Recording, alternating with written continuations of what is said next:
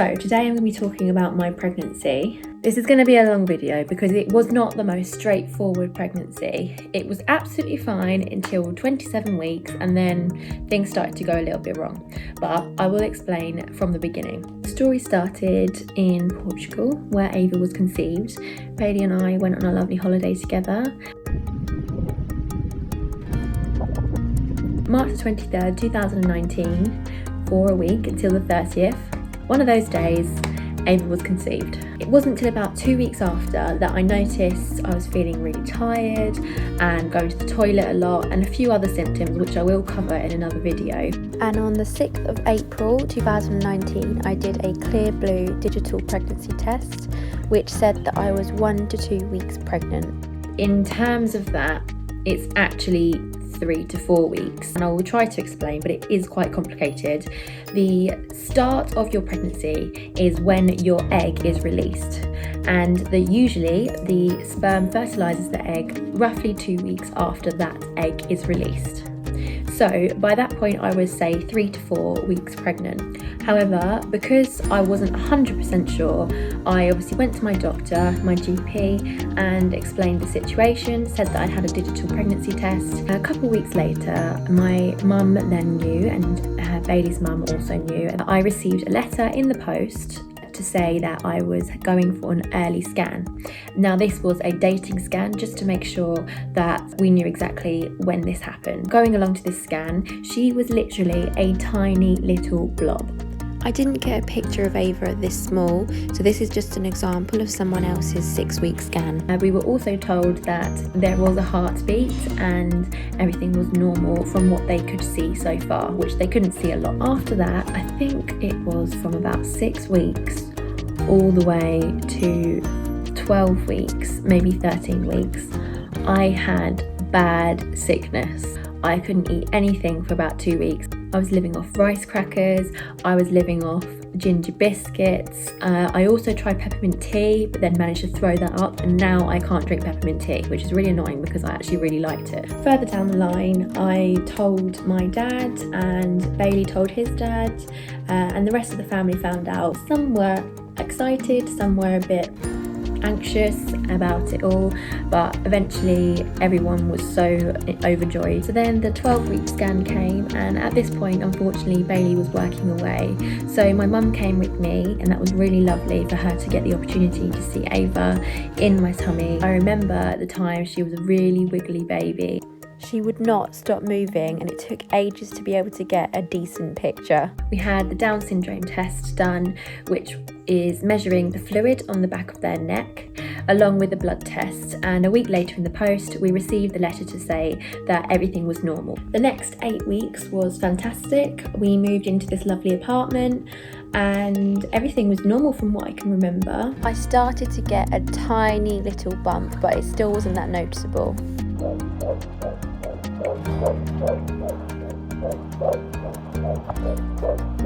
Then came the 20-week scan. Now Bailey and I had an idea, and everyone thought that Ava was a boy, and I convinced myself that Ava was a boy. In the scan we confirmed that she was a girl, and we were so shocked. The main priority for this scan was that there were no abnormalities and we had a healthy baby.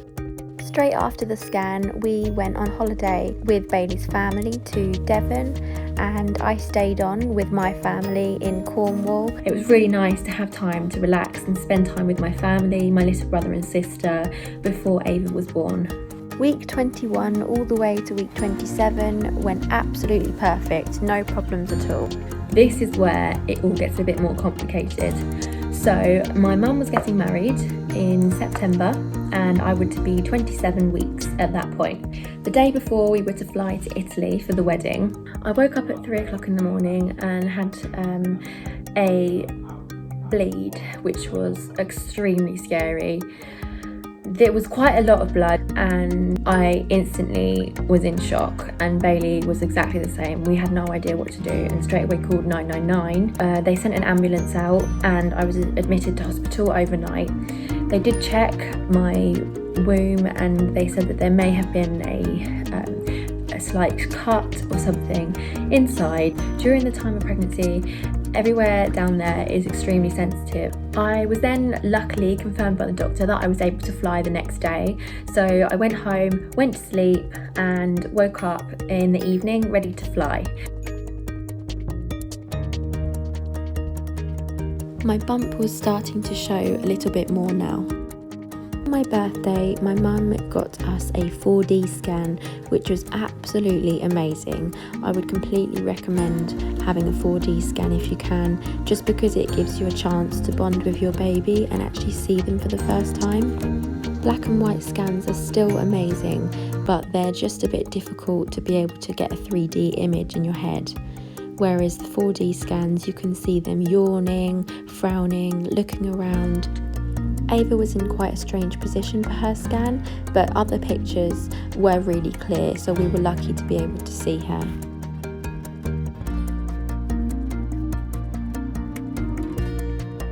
One Sunday morning I woke up very early to what I usually would have done, about 8 o'clock, and I had these pains that I wasn't really sure. So I left it for an hour. I had a bath just to try and relax myself and not to worry about it, but the pains were still there, coming and going. So I called the delivery suite and they said to me, have a bath, take some paracetamol and see what happens. Call me back in an hour if they haven't gone. So I did that, called them back because there was no progress, and I went in to the hospital. When I got there, the midwives were so lovely.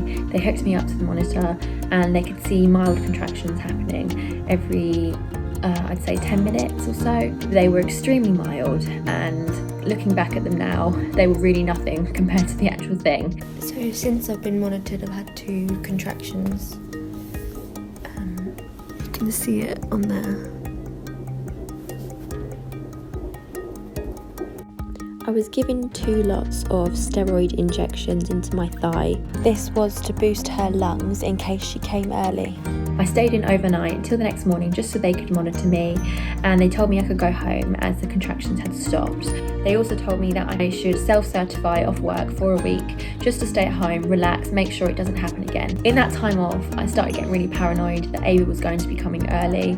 I was YouTubing premature babies and what to do as well. After my week off, I then went back to work for 2 days, and Bailey's birthday was on the Tuesday. So the Monday and the Tuesday, we were joking around to say Ava would be here on Bailey's birthday. The night of Bailey's birthday, I woke up at 4 in the morning with a lot stronger contractions, again every 10 minutes apart, and I started thinking, oh, this is it. So we went to the hospital and they hooked me on the monitor again, and they said that they were a lot stronger. They were coming every 5 minutes apart. I started really panicking, but also was slightly excited at the same time to think that I'd be seeing my baby. Hello, baby. Hello, beautiful girl. So carry on with my story. I was at the hospital. They gave me a fetal fibronectin test, which is similar to a smear test. They sent this off and it came back 97% positive, which is 97% chance that she would be here within the next 2 weeks. They gave me a magnesium sulfate drip, which is to suppress preterm labour and to also help with Ava's brain development. I had to stay in hospital for 2 nights just so they could monitor me, and luckily the contractions stopped so I could go home. So at this point, work was a write-off. I had to call work, tell them I need to go on maternity leave now. I'm no longer able to come into work. So I finished work at 32 weeks. Unfortunately, during that time I had loads of contractions, which some of them were very mild, just as like Braxton Hicks, and others a bit stronger, but I was told not to come in unless I really thought this was the real thing.